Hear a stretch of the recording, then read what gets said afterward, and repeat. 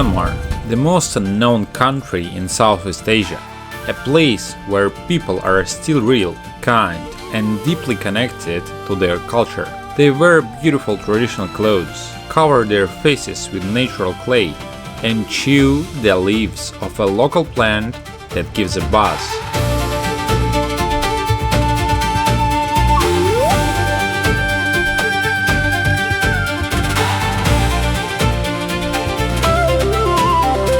This incredible country has almost everything: huge seas, sandy beaches, lakes, and even pine forests. And because the landscape are so different, traveling here can feel like a real adventure. Boats, motorbikes, planes, buses, trains, and even hot air balloons.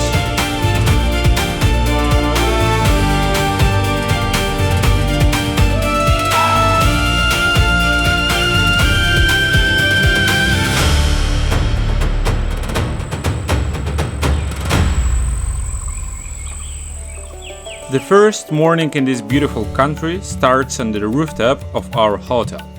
We still have no idea that one of the best trips of our lives is just ahead. This is Yangon, the largest city in Myanmar. And yes, there are actually some really good hotels here. We meet up with friends at the airport, go through the usual pre-trip routine, and get ready for one of the main journeys of the year. Nothing special here, we just fly in. It's easy, you can get direct flights from Thailand or China. Welcome to Myanmar.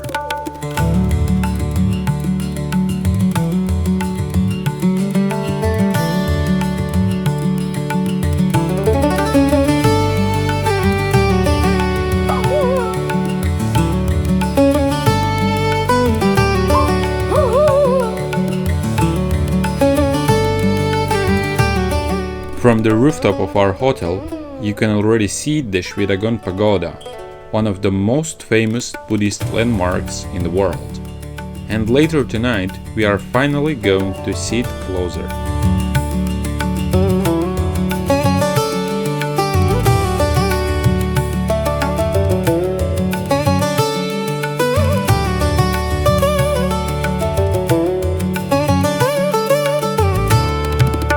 Right here along the road, people work and live their daily lives. A small altar for religious rituals. Everything feels surprisingly organized. And by the way, that's drinking water. My friend decided to try the local plant that most people here chew for a little boost. Пока! До свидания!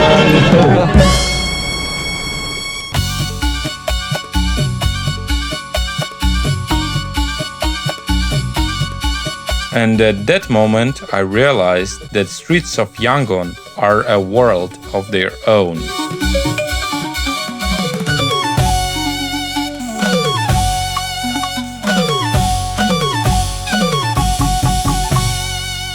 It's time to explore the streets of Yangon a little bit deeper and step inside the buildings. Here we found a historic elevator, or at least what's left of it. This was the very first elevator in Burma, built by the British. And the elevator is not the only interesting thing here. Just look at how the electricity is organized. And honestly, credit to the local engineer here, this pile of rocks is being used to hold the roof in the place with a rope. Also, take a look at this historic staircase. It's so old, almost completely worn down. Let's see what's inside.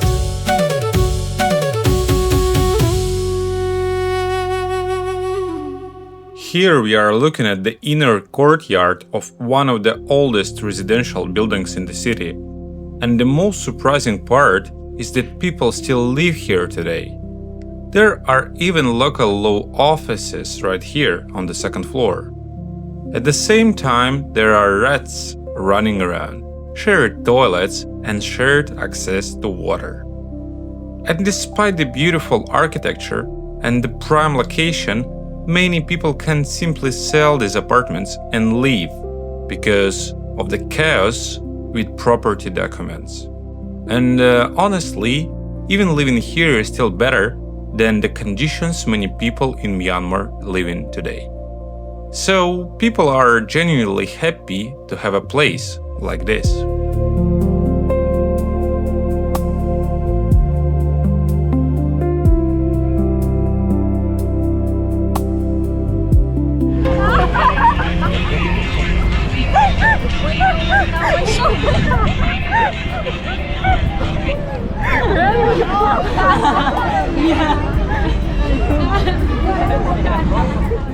It's always fun spending time with locals. You get to understand the traditions and culture on a completely different level. Life here is never boring.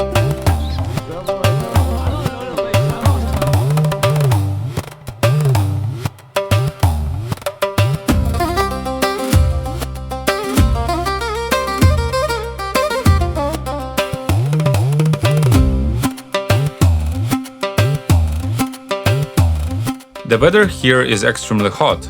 Today we explored this beautiful city and its incredible colonial architecture. The local people are very friendly and honestly, everything feels amazing.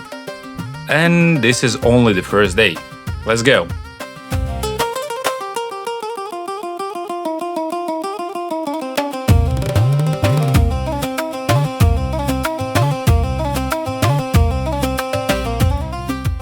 Right now we are at the railway station in Yangon, and we are about to travel around the city by train. Here you can see two types of benches. One is pretty standard, and the other one is clearly made for people who enjoy unconventional solutions.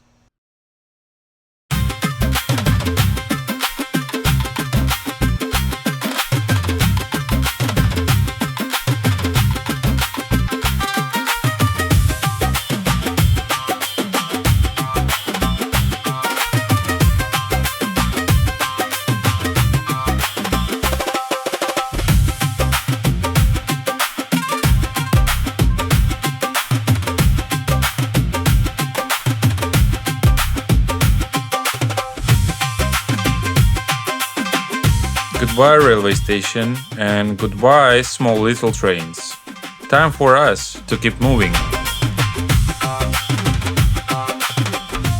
We are at the bus station now, which means today we are in for an incredibly comfortable ride surrounded by some very pleasant people. And as you can see, the seat layout here is very spacious. We are heading to the north of the country. Our next stop is the city of Bagan.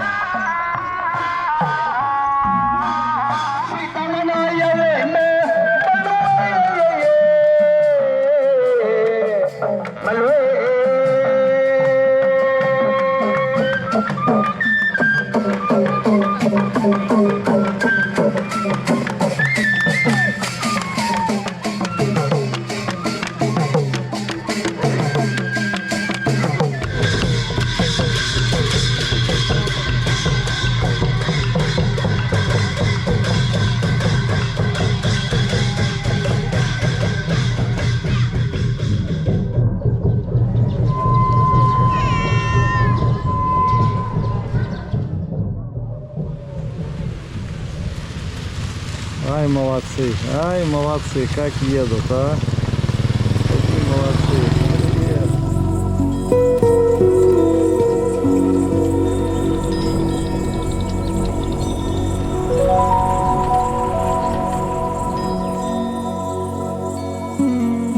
In the city of Bagan, there is an old wooden monastery built entirely from teak wood.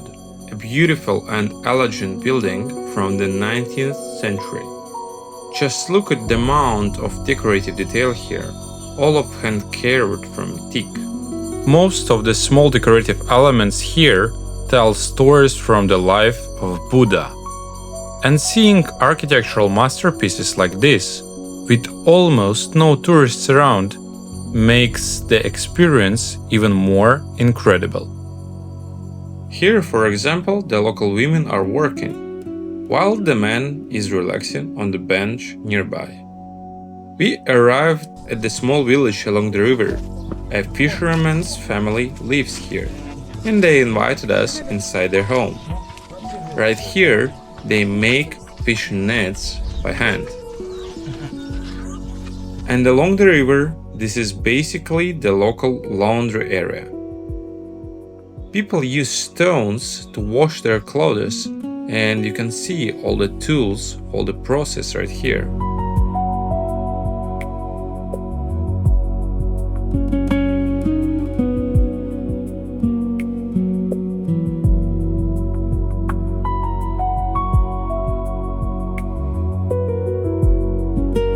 One of the women found a banknote while washing clothes, so we decided to surprise her by secretly adding another one while she wasn't looking.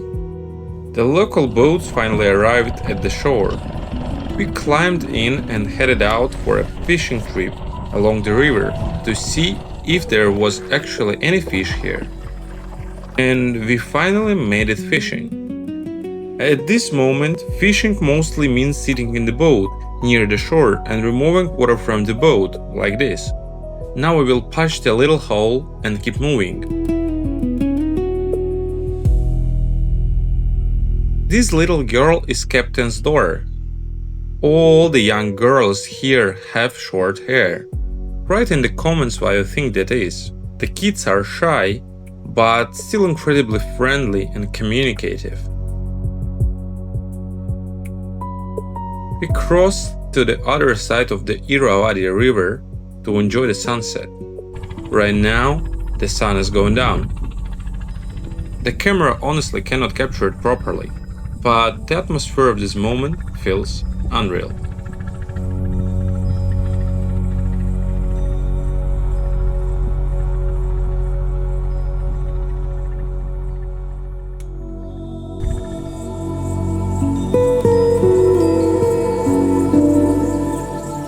Why are we awake this early in the morning? Because today we are watching a beautiful sunrise among 1,000-year-old pagodas. The hot air balloons look absolutely incredible. So, the next morning we could not miss the chance to fly ourselves and watch the sunrise from above.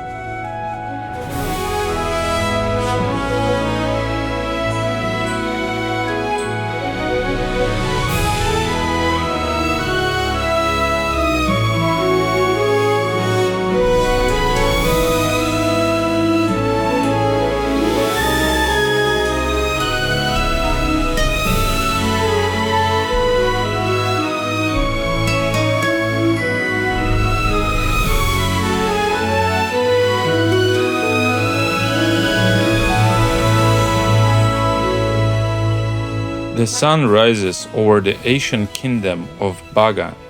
In the distance you can see the Irrawaddy river, the same river where we were already boating just yesterday.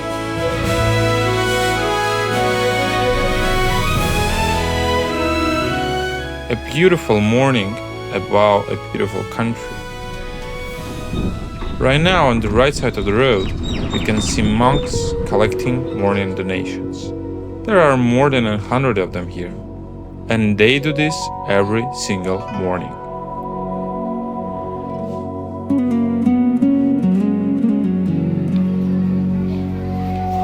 We arrived at the local market. This is where everyday trade and business life happens. There are people everywhere, along with cars and motorbikes. Many people rent trucks and sell goods directly from the trunk, and for many locals, this is still the main way to buy fresh products.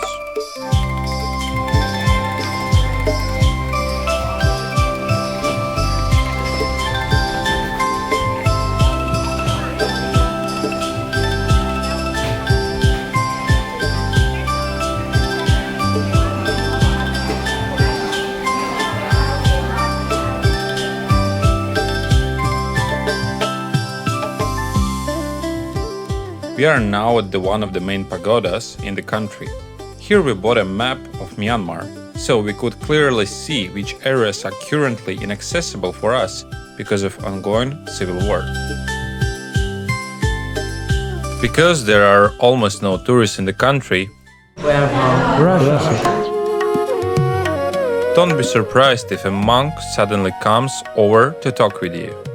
Many monks study English and spend a lot of time on self-education.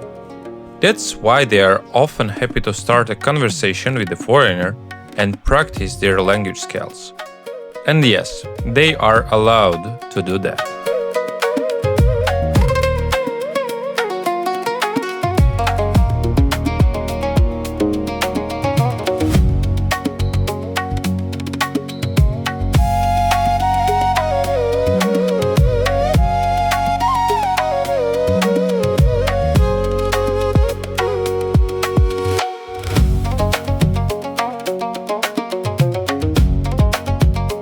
We came to visit a lacquerware workshop. Even though this place is made for tourists, the handmade products here are real works of art. This is traditional method of creating dishes and interior objects using bamboo, lacquer and hand-painted artwork.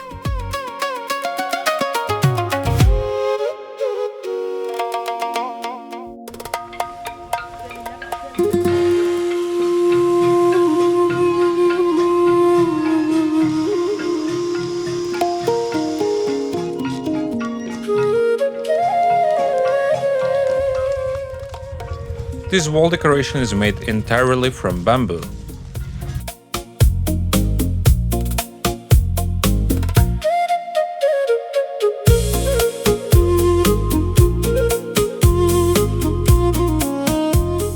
We arrived in the city of Mandalay and found ourselves at one of the most iconic places in the country. This is a massive teak wood bridge more than 1 kilometer long. It has stood here for over 100 years, supported by thousands of teak pillars.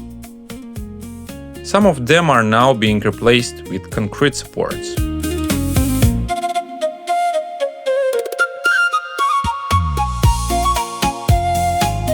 We are back on the Irrawaddy river, this time in Mandalay. And near the shore, we can see the real piece of history, a ferry once used by kings of Burma to travel across the river. Today, it's used as a temple. We are now inside a huge active jade market.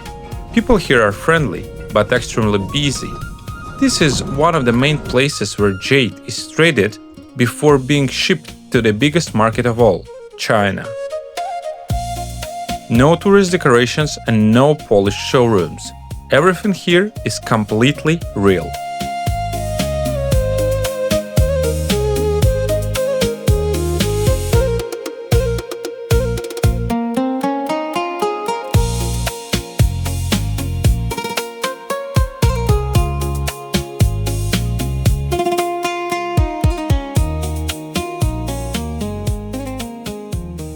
Here in Mandalay, you can also find workshops where thousands of Buddha statues made from marble and other materials.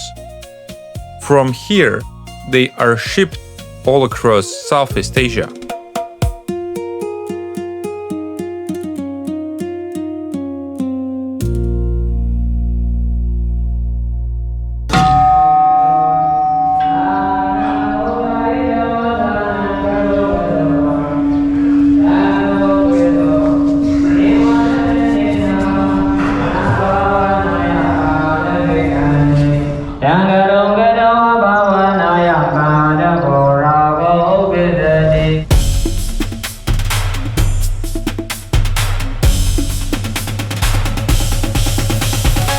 Today, we begin our trek. That's why we are dressed in full sun protection. Right now, we are standing in a beautiful pine tree forest at the start of our 3-day hiking journey through Shan state.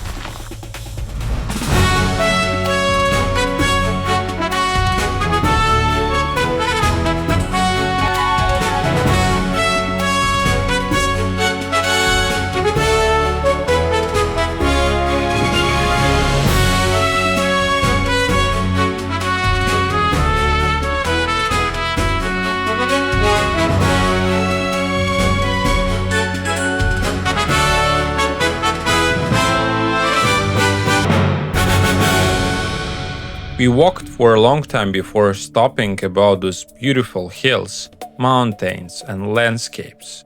It looks unreal. Amazing. We entered a small village and met this mother with her children. Look at this little guy. He's still so young, but already wearing jewelry on his tiny hands and feet. They hid from me. Where are they? I'm going to find them now. Look, she even painted her nails.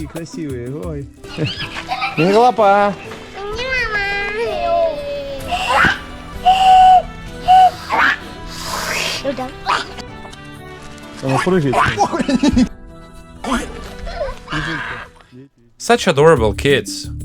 Kids are kids everywhere. Smiling, full of life, completely real.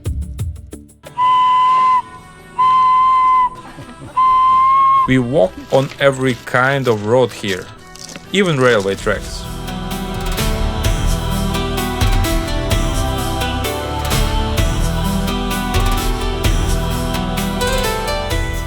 We kept walking until it started getting dark. So for safety, some kind local people gave us a spot in the back of their truck.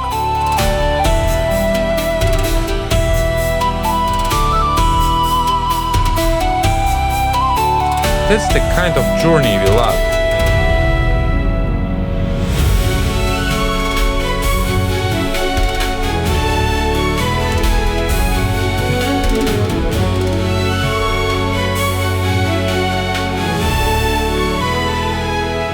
Our trekking experience changes all the time. Sometimes we hike, sometimes we rest, and sometimes we ride in the back of local trucks. It's so funny.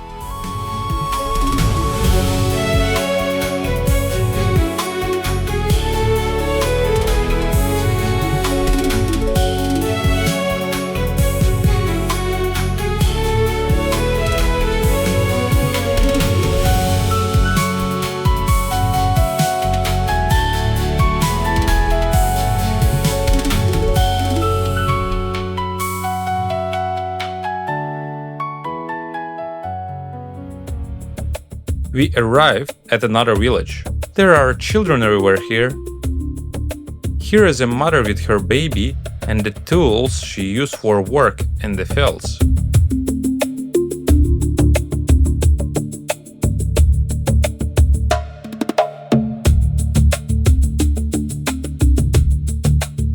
Now we are saying goodbye to the local people. They gave us shelter and food, so we want to say them Jesuba!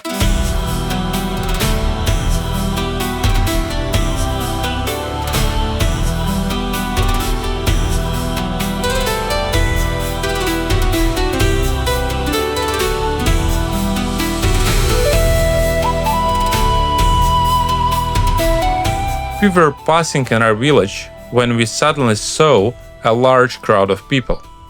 It turned out there was a funeral taking place. People had gathered to say goodbye and walk someone through their final journey, just like anywhere else in the world. Only 5 minutes before arriving here, we were meditating with monks inside the temple, thinking about life and its meaning.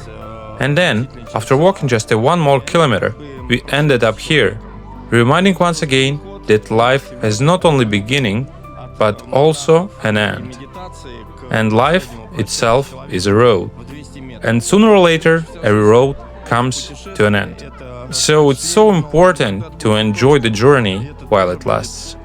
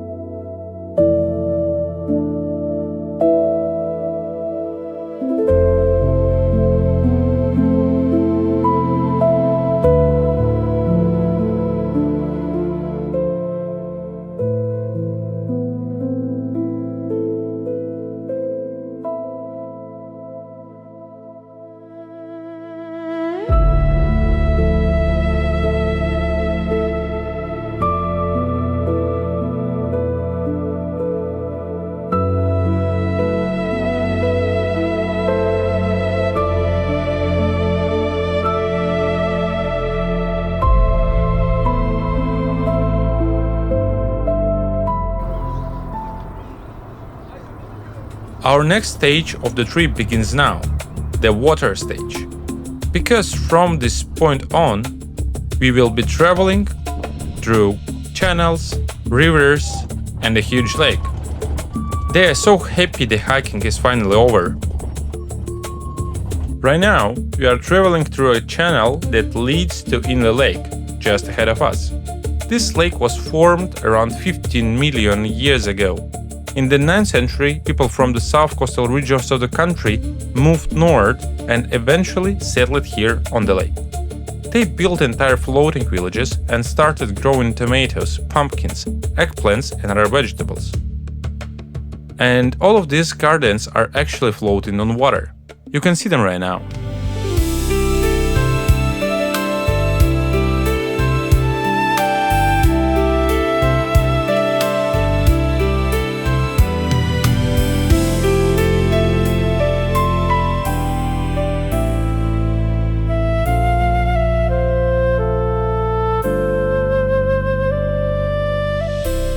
Next, we continued our journey through the traditional craft villages around the lake.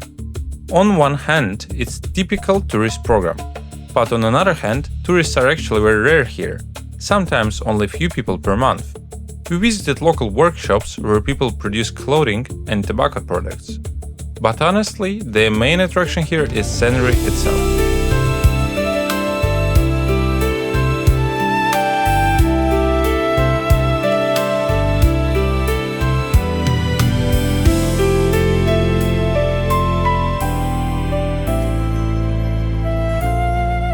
These girls begin wearing neck rings from the age of 9. At around 19, the smaller and larger rings are rearranged and worn differently. At first, the rings are placed in the opposite direction, and by the age of 25, the full set is complete. Some women wear up to 25 rings in total. The rings are added gradually over the years. According to tradition, they were originally meant to protect women from tiger attacks. The neck rings alone can weigh around 8 kilos, while the rings below the knees weigh another 2. This is the traditional ring jewelry of the Kayan people, an ethnic minority that actually comes from a neighborhood region. Today, some of them are brought here mainly to demonstrate their traditions to a few tourists who visit this area. And if you think this is a Thai ethnic group, not at all. The Kayan is one of ethnic minorities of Myanmar. But because of ongoing war, it's currently impossible to visit the real Kayan regions. So, this is one of the few places where visitors can still meet representatives of their culture.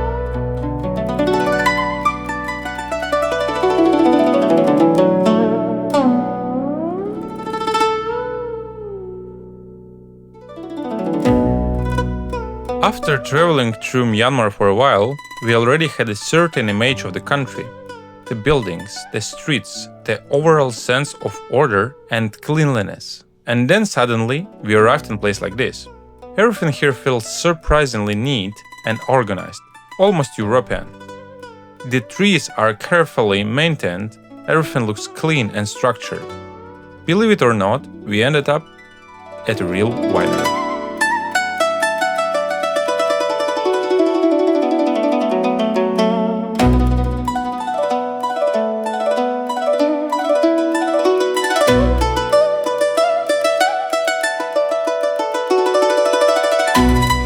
Next, we headed to the coast to enjoy the ocean, but that part of journey deserves a special video of its own.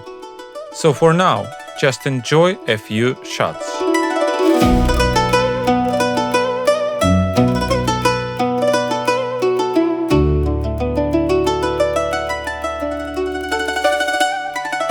The kindest and most beautiful people live here, untouched by social medias, modern chaos, and the endless wave of identical mass-produced clothing. This country is full of mysteries, hidden places, and unforgettable moments. And experienced it together with friends. What could possibly be better than that? Honestly, everyone should have a trip like this at least once. I wish you this.